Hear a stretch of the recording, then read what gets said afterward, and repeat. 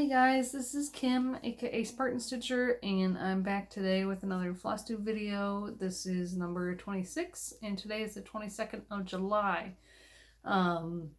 So as you can see, it's not as bad as it was, but I got some sun this weekend because this past weekend was my oldest daughter's birthday, and my youngest daughter, her birthday is next weekend. So, for the for the past 3 years now, going on 4 years, we've held joint birthday parties, just where it's, we rent a bouncy castle from Outdoor Recreation on the base and just have a blast with neighborhood kids. And I swear I stayed in the shade.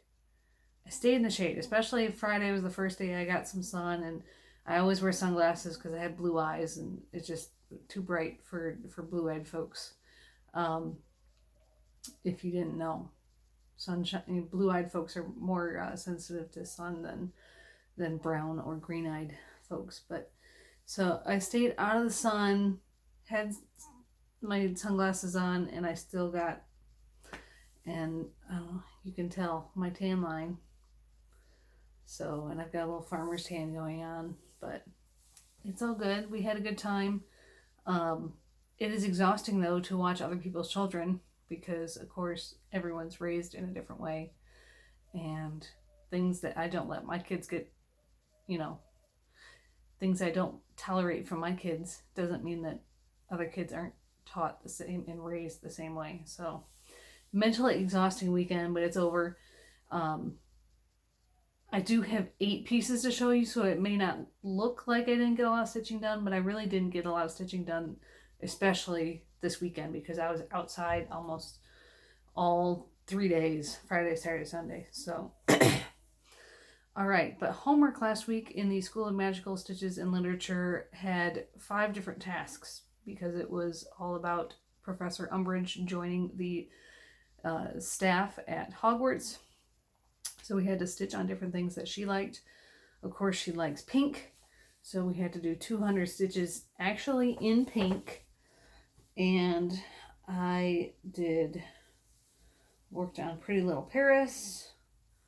And I put a whole lot more pink into Notre Dame. So I had this first tower started.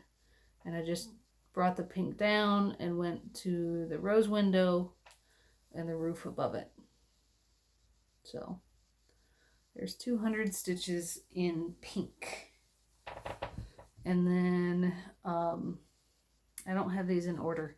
I have them in the order that I actually worked on them. There was 200 stitches you have to do on a design that starts with a letter in the word rules. And I told you I was going to work on Sunday Delight by Randall Spangler. And I got to put colors in that weren't yellow. So I had worked on the banana. I started this piece where the banana was done. And so here's the blue shades are in the bowl. And the green shades are dragon. So let me hold the picture up next to it so you can tell. And there you go. So blue shades are the shading in the bowl above the banana. And then you have the leg of the dragon. So that was fun to actually put some other colors on there. And of course I did 410 stitches because you have to double it for 10 stitches. And then the next thing I worked on was a new start. I was going to start Witchy Tea Time. This is in the 2014 Halloween issue of Just Cross Stitch.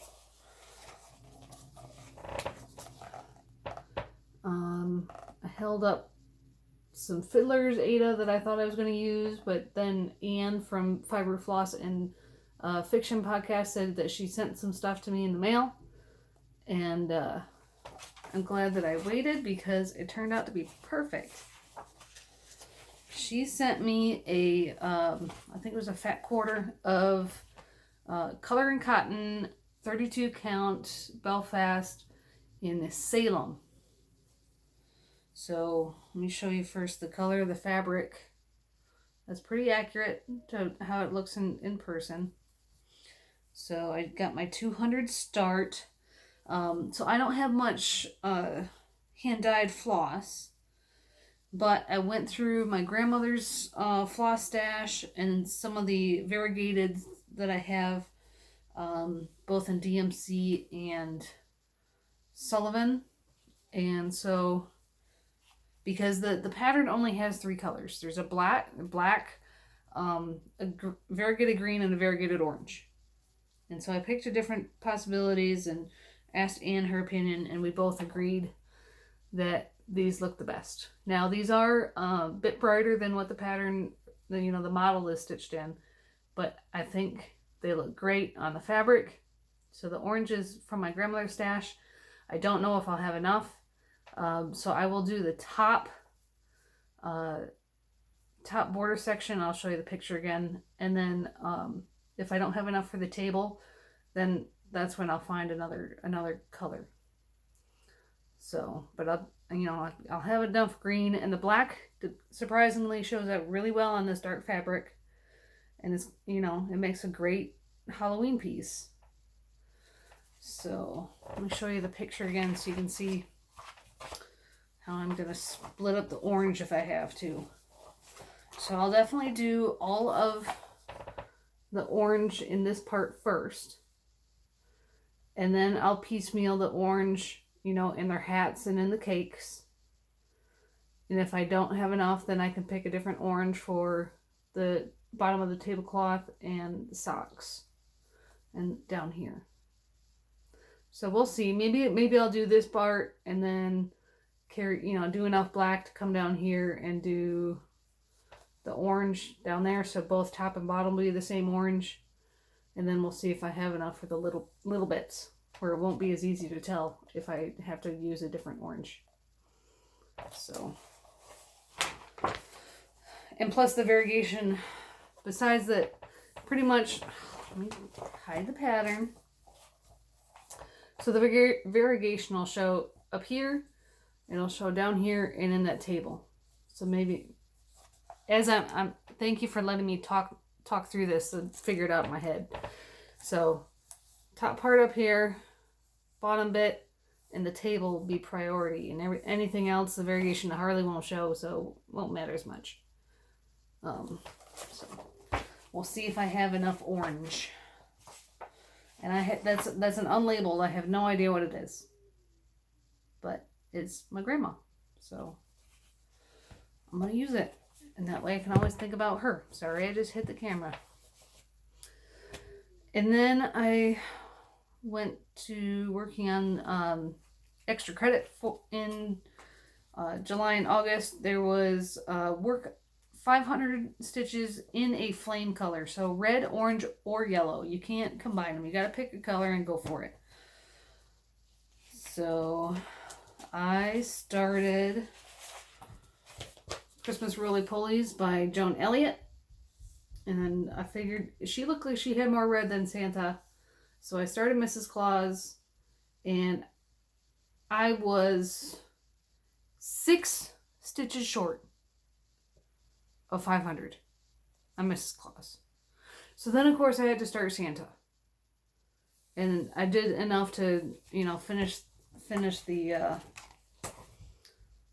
partial length of floss. So there you go. There's Mrs. Claus.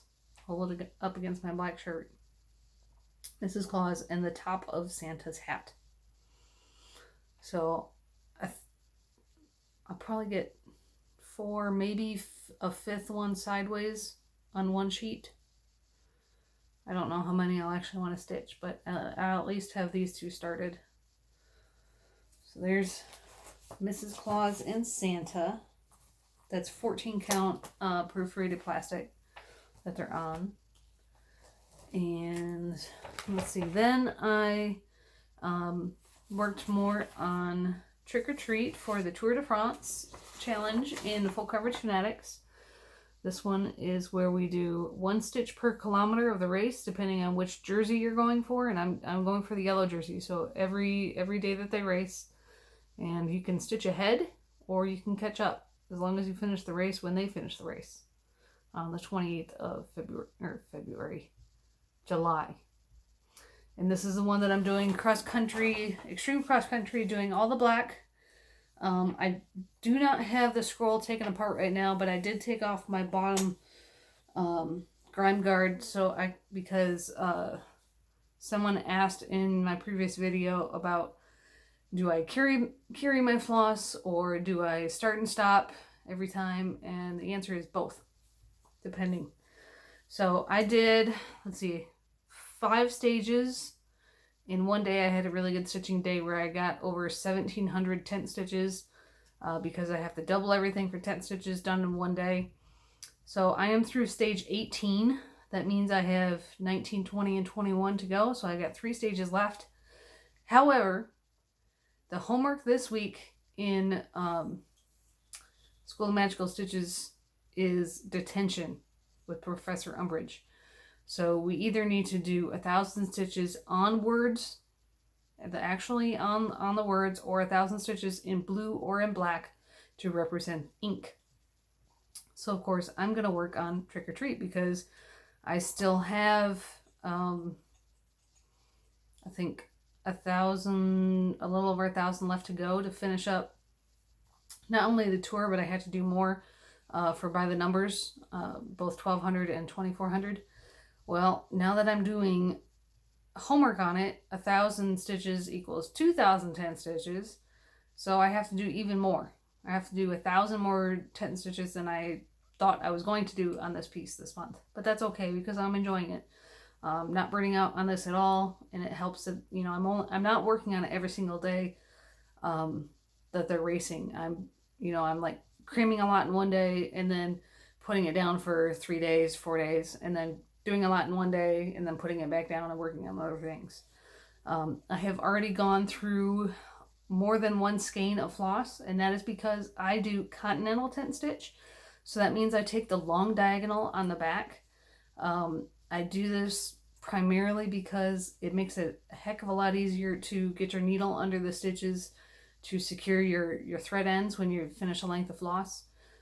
Plus, I have one of the giant cones of black. I'm not worried about wasting floss. Okay, I'm not going to run out of black. And so you will see, I'll show you the front first, and then you'll see part of the back where I carry my floss.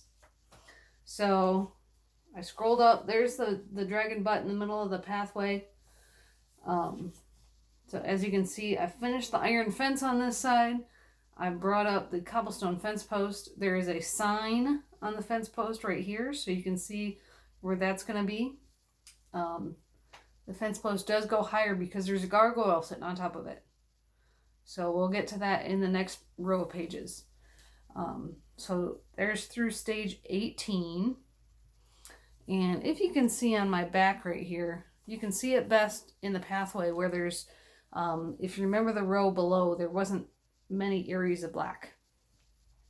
So there's like onesie twosie stitches, and that's where I will carry the floss because there's not enough stitches to start start. I always use the loop start, but to stop I need to have enough stitches to secure my thread ends.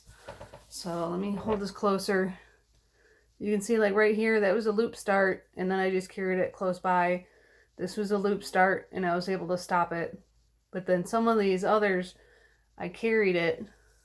And like this one, there's some stitches, and then onesie twosies, and then carried, 20, and did one stitch there and carried down about 15 to this section. And, being lazy, I could have secured it and started it back over here, but I just brought it over.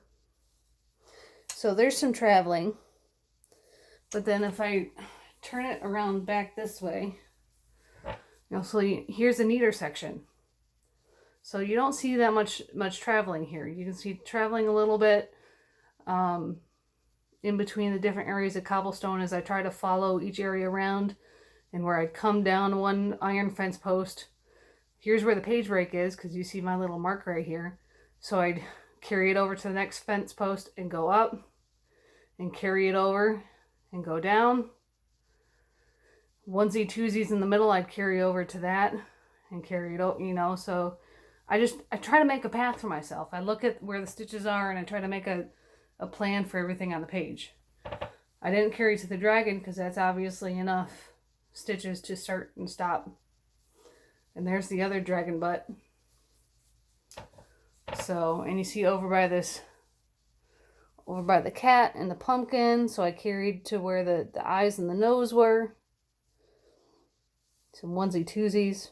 So you can still see what the design mostly looks like, especially with the continental tent stitch from the back. It's pretty close mirror image to what it looks like, with just a few carried threads. But as I roll it to where the smaller areas of color where you see more of the traveling. So I didn't want to take the frame all the way apart, but that way you can get an idea. And I mean, if this was a non-full coverage piece, I would not be carrying this much. But it's a full coverage piece. It's all going to be covered up. You're not going to be able to tell. And I don't care what my full coverage pieces look like. I showed you what my back looked like on Moon Hair. So this is what works for me. So I think I'm at about 6,500 or 6,600. And now I need to go to 8,200 for the month on this one. So we'll get that done this week because I need to do it for homework, for detention. Also, these stitches, as part of Professor Umbridge's test last week, I used this for two of them because there's a cat, because she has all those plates with kittens in her office, and because you also needed a piece where the designer, their name started with the letters in strict. And this is by Randall Spangler. So there's two letters, the S and the R. So that was the rest of my homework. So I only worked on it that one day last week, but I got 1,710 stitches, so that's pretty good. Let's see what else I worked on. We had a pop-up event this weekend. Because in year 5, not 5, yes, year 5 of Hogwarts is when you take your owls, your ordinary wizarding level test to see where your strong fields are, and then you need to kind of figure out what you want to do as a career. So the pop-up event that was Friday and Saturday and late Thursday night after I'd already gone to bed was pick a career and then pick a piece that is linked to that, explain it, and 1 point per 200 stitches. Well, as I told you, I had a really busy weekend. It was a bad time for a pop-up event for me. Friday, I was so busy, I only worked on Camelot that night. I only had the energy to work on Camelot that night. Saturday, I had a little more time, but I was mentally exhausted. So, I chose an easy piece. I'm going to be a Hogwarts professor, obviously, because this is a picture of Hogwarts.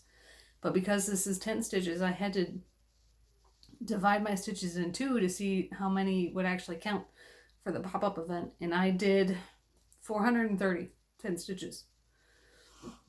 Excuse me, on Saturday night.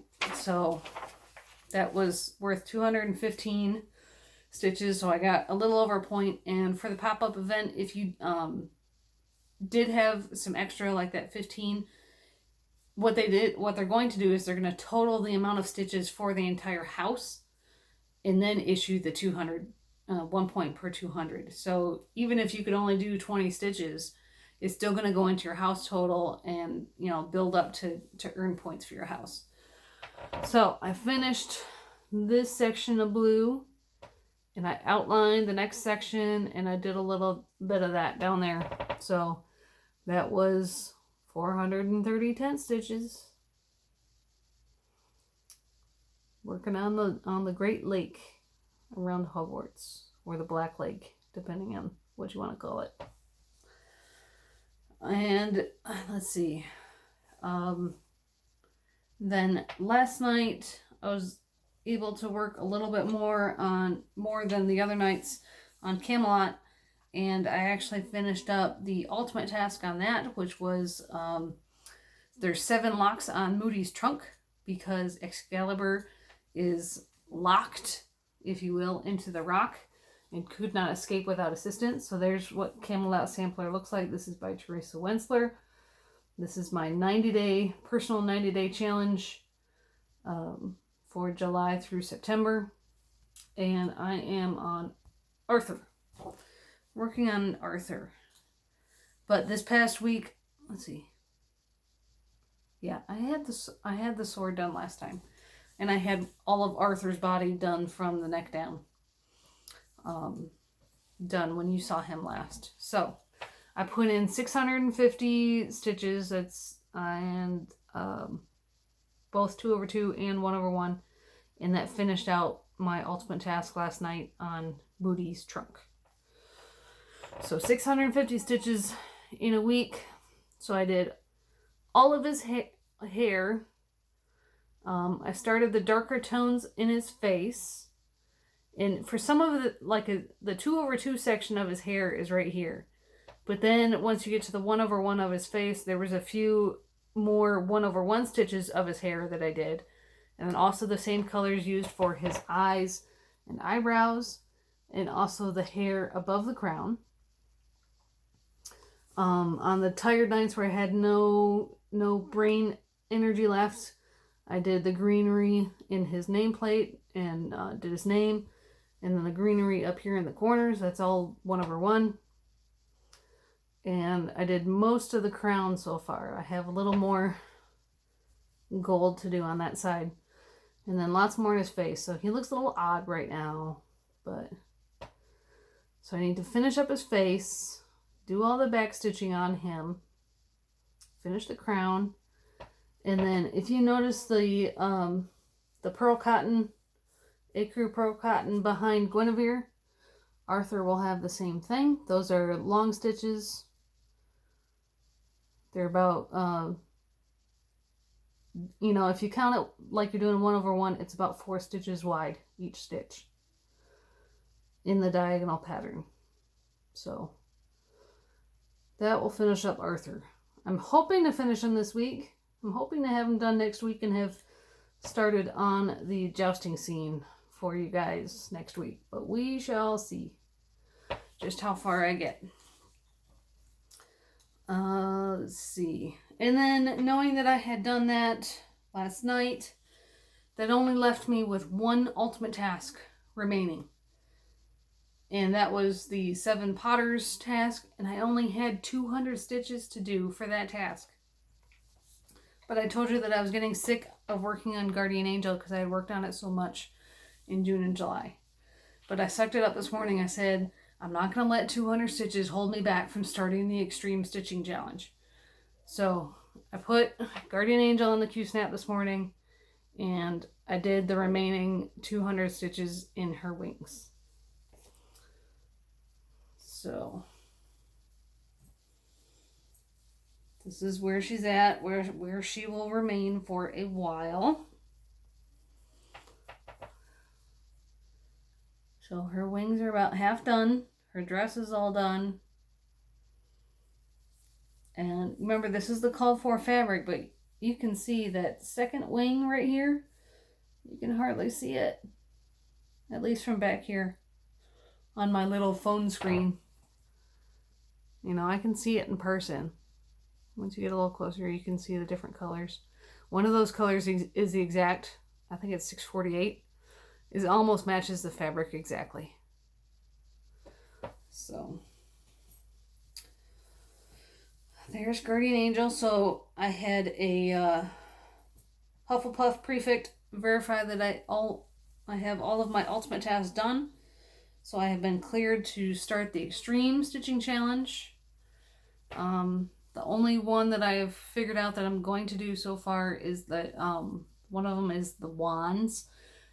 Pick a piece that relates to a wand, and one of the woods that wands can be made of is apple wood. It's not a common wand, but wands made out of apple wood are not, they don't work well for the dark magic, and they're meant for like strong with, I can't remember everything I said, but when I looked it up, they're meant for strong wizards, motivated.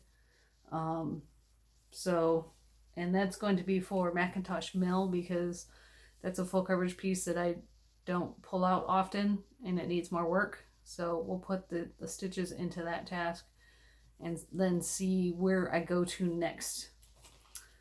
Let's see, so I showed you one other thing of stash that I got last weekend when I went birthday gift shopping for my girls. Of course, I was at Barnes & Noble, so I had to look at what stitching magazines they had, and I picked up Cross Stitch Crazy. This is, I don't know what month it is. This sticker was torn off. Anyways, it's this one. But I picked it up because I like these pieces down here. Those little hoops with they got like little camping scenes. There's a mermaid alphabet, which my girls would like. And also the free gift inside was these character bookmarks by Doreen Jones. I'll show you the back because it shows all of the ones. Focus. They're just cute characters. So that's why I went for this one hard copy rather than buying the digital, because you don't get the free gift when you get digital. And let's see. Oh, let me pause for a second. Pause. Okay, a couple more things that I got in the mail. I got my 1-2-3 stitch package with the fabric that I ordered for Templar Prophecy by Long Dog Samplers. This is 32 count Lugana in Silvery Moon. This is a Zweigart base. It's a very, very pale blue. But look at those colors on there. Of course, it's not focusing.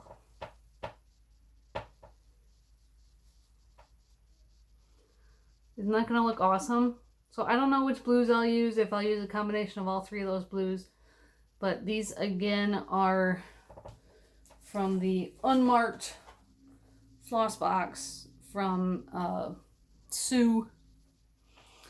So those are the three blues. This one, and this one. I got plenty of floss to do the whole thing because there's big chunks of dark colors, or big chunks of solid stitches in that one. So I have the fabric for that one set up. And when Anne sent me the color and cotton fabric, she also saw this minder and thought about me because it's one of the charts that I'm seriously considering getting from Haid, either as my reward chart for finishing Moonhair or just in one of their sales. And she sent this cute fox card as well. That's the minder is Sunday Afternoon a la Grangette. So I love that painting, but as a Haid chart, I don't know if it would be full of confetti or not. So that's why I'm still debating whether to buy it or not, or get it as my reward chart. And then when I got that fabric for Templar Prophecy, I got a few other pieces to go with it because you can't just order fabric from 1-2-3 Stitch.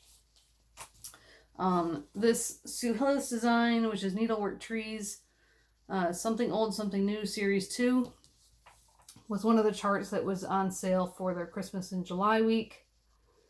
I just thought it was cute with all the, spools of thread and skeins of floss and scissors. So I picked that one up. And I'm not a primitive stitcher, but I thought these mice were cute. This is my very first Brenda Gervais pattern. That's Plum Pudding. I thought that was cute, so I bought it. And I believe that's it. So plans for this week, I'm going to do the 2010 stitches on Trick or Treat for the detention homework. I still have to do my, I've got 3 extra credit tasks left. So I've got watch the movie and stitch. And so I'll probably do that on with Camelot, because right now I have no task going on Camelot. And I work on Camelot at night anyway, so that's a much easier time to watch movies so the kids don't interrupt me. I have 500 stitches on a Christmas piece, and that's going to be when I'm starting the Santa Sampler by Cooler Design Studio. And then the last task I have is to work on your largest piece for Grop, which would be my supersize color expansion museum shelf. So I need to put in 1,000 tent stitches on that one. So that's what I'll work on this week. We'll see how much I get to. No party for my youngest. So we'll just kind of do some fun things that next weekend for her birthday.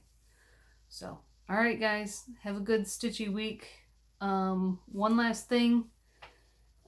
Julie Casey, you haven't replied to my reply in your comment. If you really want to try these glasses, leave me a comment, or go back to the previous, I think it was 2 or 3 weeks ago, video, and I gave you my email address. So if you want to try them, I need your address so I can send them. So, all right, guys, have a good stitchy week, and we'll see you later. Bye.